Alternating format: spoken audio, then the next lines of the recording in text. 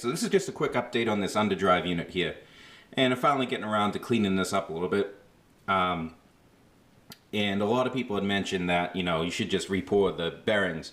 Well, the problem is these aren't Babbitt. These are pure cast iron. These are cast iron bearings. It's a cast iron bearing surface, okay? So there's no re-pouring that. So what would have to happen is you would have to line bore this sucker, get it as accurate as you can, put in some bushings, line bore those. So I don't really have that much of a provision to do that here. I mean, I can't fit, the height on this is too tall to fit on my lathe, and it's physically too big to fit on my lathe on the 9-inch. And also, I mean, I could probably do it in the mill. I could probably get enough height and try to play with it in the mill, but I don't think I can get it that accurate. I'm just not comfortable doing it. But I did notice, I mean, you notice the scoring there. If my phone would focus a little bit. You see it there. There she is. You see it in there. That one there is 100% fine, and then this one over here has a pretty good score line in it.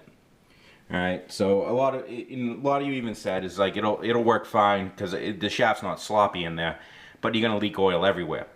The shaft I'm definitely gonna replace. You can see it's pretty well munged up there, and this sucker has got some scoring on there. So if I get a nice, this is just 1.1/8, get a nice new shaft in there, I think that'll contain a lot of the oil. Plus, I noticed this one thing when I was cleaning it.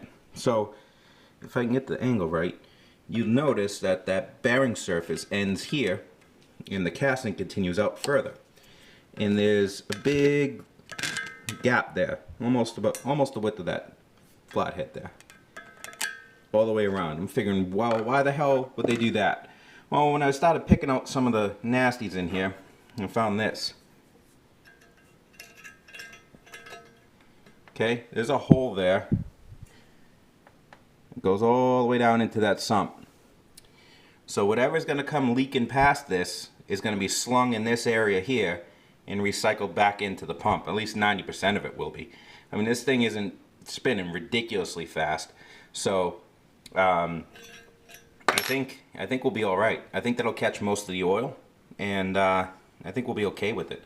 I mean, even the 9-inch, the countershaft on the 9-inch leaks like crazy just because it's a total loss system, and even that's not that bad.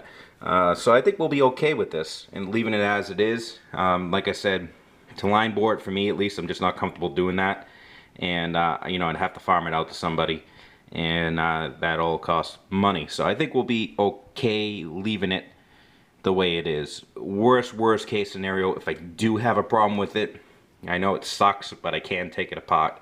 Again, it's relatively easy. It's just not fun.